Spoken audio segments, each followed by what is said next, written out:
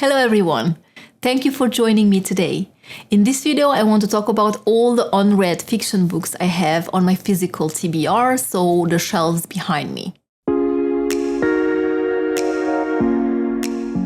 I was hesitating for quite a while to film this video. One, because I needed to reorganize my shelves, so I did that a little bit today. And I separated them a little, so I have my read fiction in one shelf. I have miscellaneous shelves with other languages, books in other languages. I have a shelf with only my non-fiction books, and I have cleared a shelf in which I'm gonna put all my unread fiction books.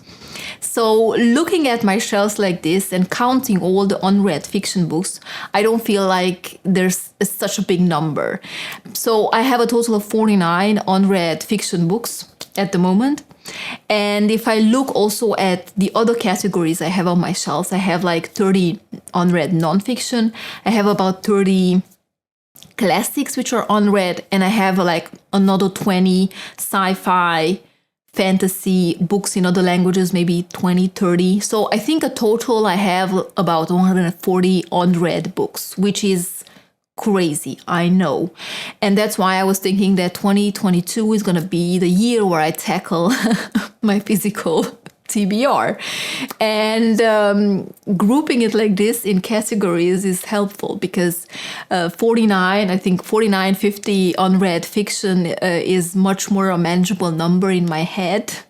And yeah, it just seems, otherwise 140 just seems wild. But I'm really not worried about having so many unread nonfiction books nor classics, because those are books I pick up constantly. I think that for the most part, I was worried about this fiction category, which was just growing and growing and growing. And yeah, so 2022 is also going to be the year where I try to buy less. And I'll try to borrow less from the library and focus on these books. So I have them all here right next to me on the table. So let's just go through them. Let me know if you have read any of these as well, and maybe which one you should think that I should prioritize. I've grouped them a little bit in categories. So I have one which is right here in front, which is kind of like speculative fiction, literary fiction. Then I have two big piles of just general contemporary fiction / literary fiction. I have a pile of historical fiction as well, and maybe 2 mystery thrillers. So a lot of books. So let's just get through them. So I'm going to start with the first 2, which are the mystery thrillers, and one of them is Marisha Pessel's Neverworld Wake, which is about these high school friends, a group of people, I think 5. One of them dies, and then a year later or sometime later, they come back to this small town where they were all in the same high school. They were the cool kids, and then they try to investigate into the murder of their friend. And then the next one is Let Me Lie by Claire McIntosh, and I really love this cover. I think it's so beautiful. And this one is about Anna, and she is now a mother, and she looks into the death of her parents, which died by suicide. But there were some mysterious circumstances, because first her father died, and then some months later, apparently, her mother committed the same suicide, so she died in the same way. And then I guess after some years, when she becomes a mother herself, she wants to look into these deaths a little bit more closely, because yeah, it was just weird that her mother died in the same way. And then the next category is literary fiction, but you could also put it in like fantasy sci-fi, so maybe it has some magical element. But for me, primarily, these are literary fiction. Some of them more stretched or not, but I just didn't want to put them on my fantasy sci-fi shelves. So the first of those is The Song of Achilles by Madeline Miller. I don't think I need to talk a lot about this. I've been meaning to read this ever since I read Circe some years ago and absolutely adored it. The next is a book by Salman Rushdie. This is Shame. I previously read one other book by him and I want to read more. And this, I picked this up because it sounded really interesting, but also because I just wanted to read more of his books. So this is the one I think I bought secondhand. I saw it and then I just picked it up. And this is about Omar, who had 3 mothers who shared the symptoms of pregnancy. So he grew up with 3 mothers and they all warned him against all feelings and nuances of shame. It says here he will face his shameless future. It is a captivating fairy tale, devastating political satire, and exquisite uproarious entertainment. Shame is a novel without rival. Then I have another one which I picked up quite randomly because it was discounted, I believe, and it is Jeanette Winterson's Frankenstein. For some reason, this really didn't appeal to me because I don't know why, but this was again one of those which was heavily praised on BookTube. So I've been meaning to pick up something by Jeanette Winterson anyway. So when I saw this so heavily discounted, I just did it. And this is, of course, as the title says, a reimagining of Frankenstein. Maybe I should read this together with Frankenstein, which I have on my Unread classics shelves behind me. I think that's going to be a great combination. Yeah. Let me know if you have read it and what you think about it. I think Jeanette Winterson is quite a popular writer, and I don't know why I haven't picked up any of her books yet. One I picked up quite recently and I featured in my previous video is Ian McEwan's Machines Like Me. As I said, I read the latest Kazuo Ishiguro, Anna and the Sun, and that was about an artificial intelligence, and this is also about a robot, an android, and a love triangle. I'm not sure, but I have read Atonement by Ian McEwan before, and I've been meaning to read other books by him ever since, so this is going to be my second one. And the next one is the one I got for my birthday last year, and it is Ray Bradbury's The Illustrated Man. Looking at the premise, this sounds so intriguing. It says here that in this book, Bradbury presents himself as a nameless narrator who meets the illustrated man, a wanderer whose entire body is a living canvas of exotic tattoos. What's even more remarkable and increasingly disturbing is that the illustrations are themselves magically alive, and each proceeds to unfold its own story. So this is like a mix of fantasy, horror, and different genres. So I'm sure it's going to be quite an interesting read. And then the next one is The Bear by Andrew Krivak. And this is a book which is set in the wintertime on a mountain, but it's kind of like a post-apocalyptic or futuristic world, I'm not sure, in which it looks like there's only 2 people left in the whole world, a father and his daughter, living in the mountain, in the wilderness. And then for some reason the father dies and the girl has to learn to survive all by herself with the help of this bear. I'm not sure, but I'm sold. And then I have 2 more, and then one of them is Margaret Atwood's The Testaments. So there was such a buzz when this came out, and of course I wanted to buy it immediately, and I haven't read it. So it's a bit sad that I spent so much money on the hardback, but I want to read this definitely. I don't want to say a lot about this. This is about Aunt Lydia. I'm sure everyone knows that by now. And then the last one in this category is Hazards of Time by Joyce Carol Oates. I don't know a lot about this either, but when I read the premise, I knew that I needed to buy this. So it says here, when Adrienne Stroll uses her high school valedictorian speech to ask a series of pointed questions about the world in which she has grown up, officially known as North American States, or NAS, she is deemed a provocateur and arrested on 7 accounts of treason speech and questioning of authority.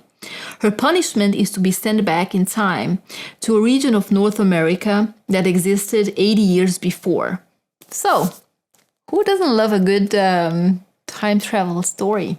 Next, I'll move over to the next category, which is like historical fiction, even though I'm not sure if the 1970s for this first book really counts as historical fiction, but it was like 50 years ago.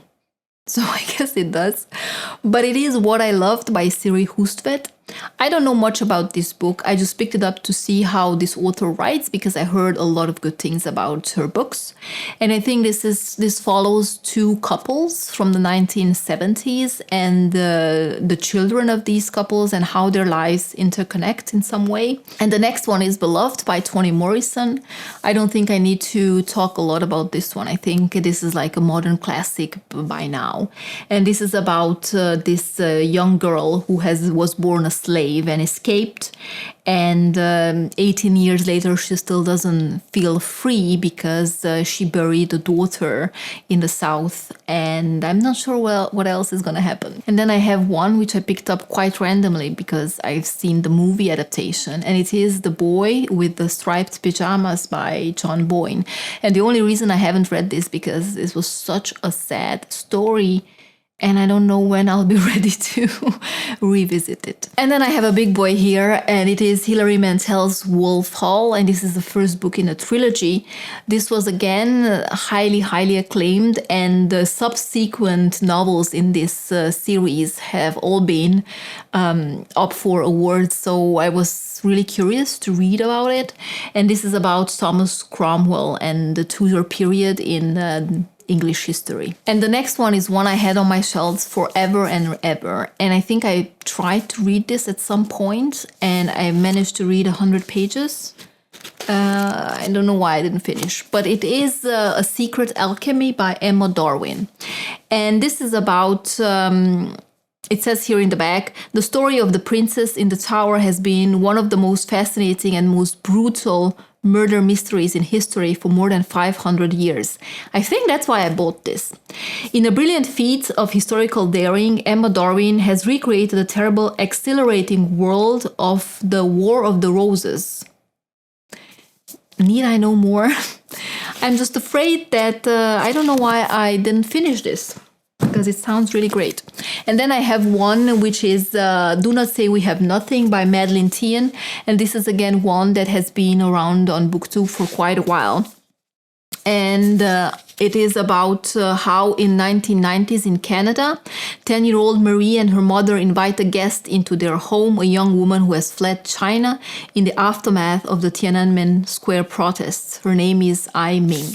And I think Ai Ming will tell her story, and then this is going to be mostly set in China during the Cultural Revolution, I guess. So I haven't read books about the Cultural Revolution per se, so I think this is going to be a good one. Even though now that I'm reading the premise, I recall seeing some mixed reviews, so I'm not sure. Hope it's going to be a good one. And then the second batch of historical fiction in my lap here, starting with Children of War by Ahmet Yorulmaz. And this is set after the First World War on the island of Crete, where apparently there were a lot of Muslims living at that time. And as a consequence, I guess, of the First World War, they were asked to leave. So this is based on a diary of one of the people who were asked to leave, I guess. And the next one is Churchill Whiteheads on the Underground Railroad. And I hope really I'm going to enjoy this book because I've been meaning to pick up all of his books because they all sound really interesting. But then I tried to read Sag Harbor by him, I think last year or the year before, and really didn't gel with it. So I hope that this being a historical fiction, it's going to be better. But of course I've heard only good things, so I'm pretty sure I'm going to enjoy this one. And the next one is Tipping the Velvet by Sarah Waters. I have read Affinity by Sarah Waters and really enjoyed it, so I'm pretty sure I'm going to like this. And I think this is one of her most popular, or her most popular novel, I believe. Another chunky one is The Poisonwood Bible by Barbara Kingsolver. Yes, I don't know what's up with historical fiction books. They seem always to be on the thicker side. So I think this one is about a family who goes on a missionary assignment to Africa. And I guess what happens there, I think the father is like a priest or reverend. And it's going to be interesting. Yeah, as you can see, I am so articulate and I know so much about these books. It's been such a long time since I really looked into them that I guess my memory is not as fresh as I would want it to be. And I guess I couldn't bother to freshen it because 50 books. And then the last 3 historical fiction, all of them quite the chunky reads. The first is Amitav Ghosh's Sea of Poppies. And I think this is first in a trilogy. This is set during the Opium Wars. And in this first book, we follow a set of characters, and the book is set on this ship. So I have not read any books set on ships, so I'm excited. Also, I think there's going to be really a varied cast of characters, both Westerners and Indians, I believe. So let's see. I hope it's going to be a good one.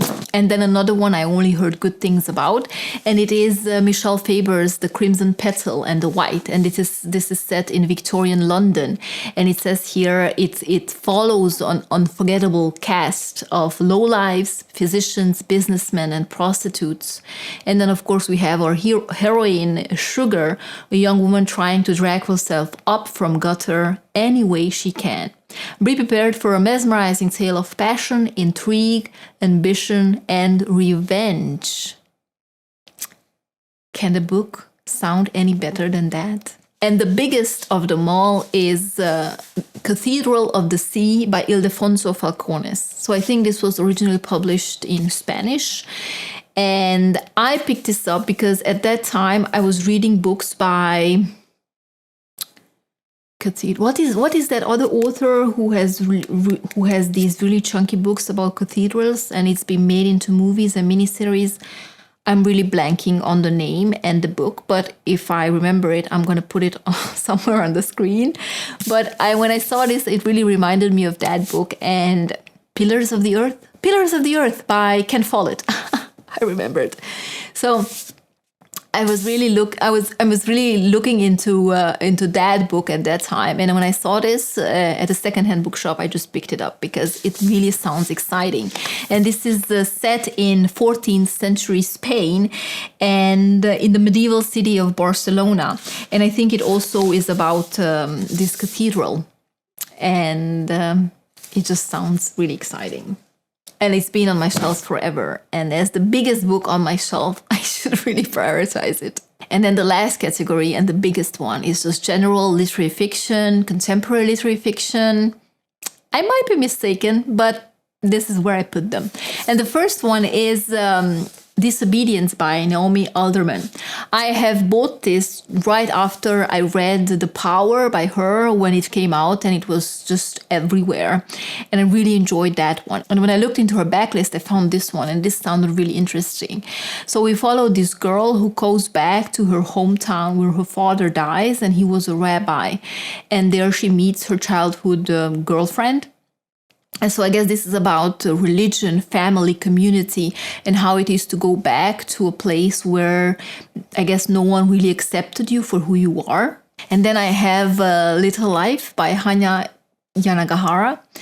And yes, I really should get to reading these because now he came out with the newest book, which I think I bought in audio format. So there is no excuse for me not reading this book. But again, everyone who reads this says that you just cry and cry throughout, because how many awful things can happen to a person throughout their lives? It seems like everything that can happen has happened to this person, the main protagonist. So it's just, knowing that you're going to pick up a book and it's going to be so sad, I'm not sure. But now with the new book out, I definitely should get to this one, or both, I don't know. And then the next one is Summer Water by Sarah Moss. I have previously read The Tidal Zone and Ghost Wall by Sarah Moss and absolutely loved both. And I think this is going to be quite an impactful read as well. So this is set during summer solstice in a Scottish cabin park where people go for a vacation. And this is following some 12 people whose vacation is disrupted when this family, this mother and daughter, come and they really seem out of place. One I picked up not so long ago, so I mentioned it in my last video, is The 13th Tale by Diane Setterfield. I have read Once Upon a River by Diane Setterfield and absolutely loved the storytelling, the writing style, and I've heard only good things about this one, so I picked it up when I saw it randomly. Then I have Darkheart by Diana Macaulay, and I think I bought this one from the library. It was like one of those books they were selling after, I guess, they didn't want to continue having it. So it is the story of a well-meaning attempt of a middle-class single mother to transform the life of a boy from the ghetto, and it is set in present-day urban Jamaica. So that's about that.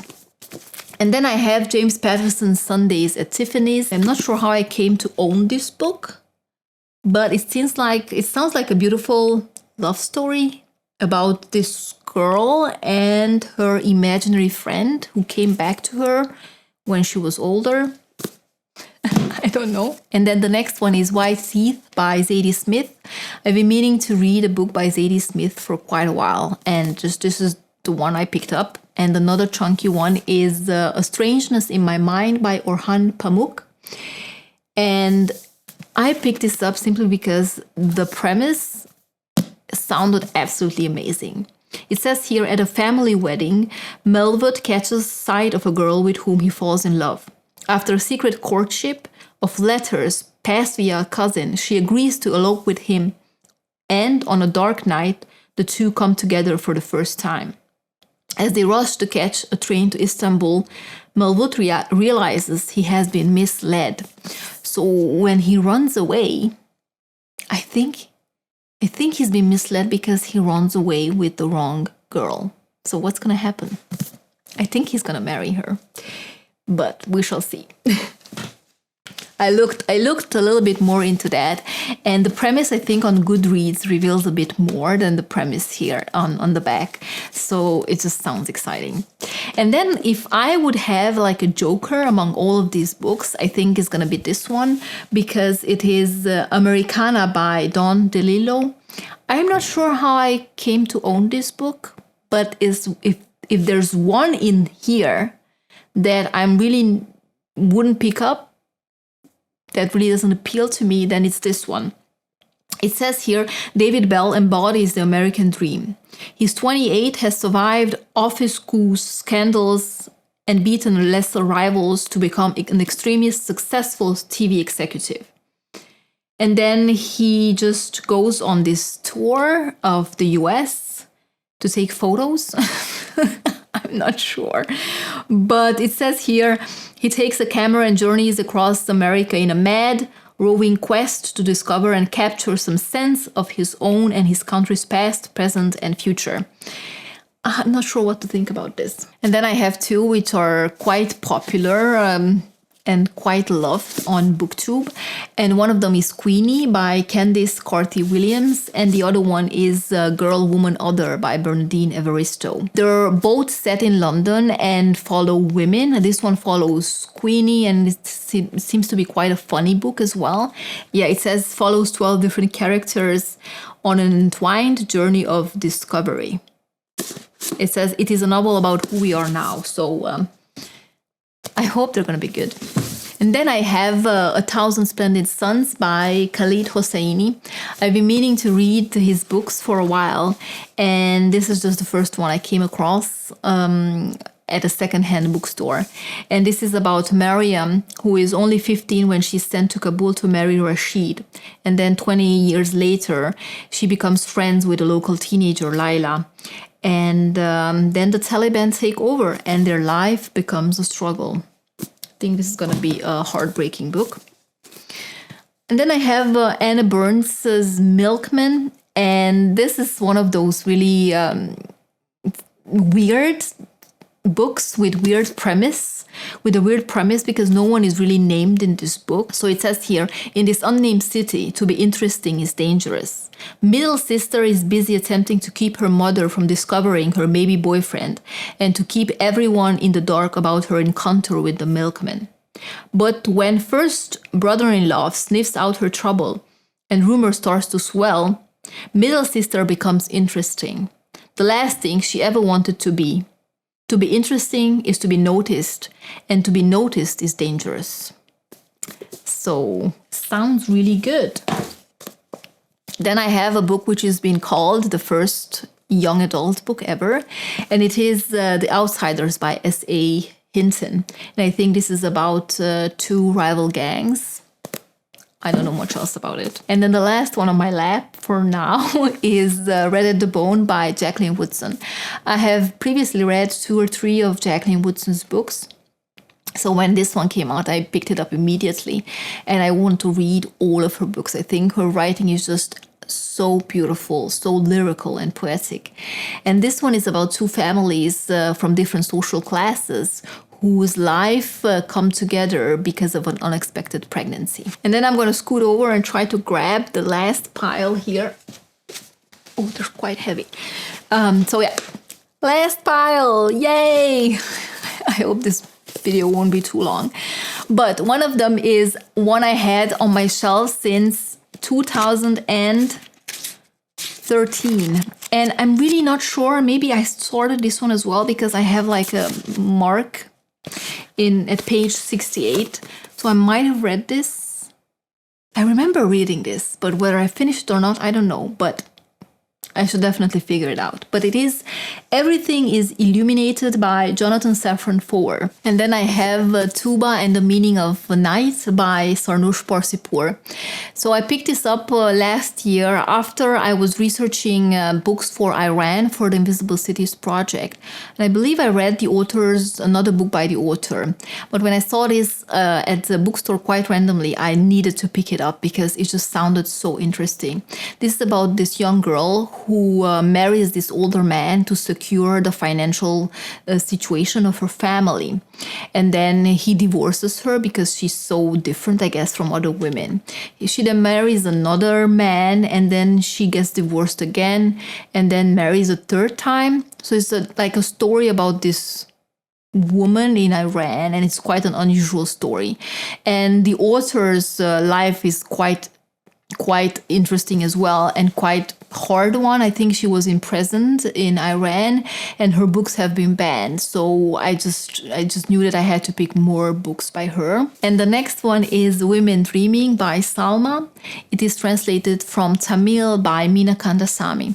And this one just follows the life of different women, different Muslim women in this really small village in India.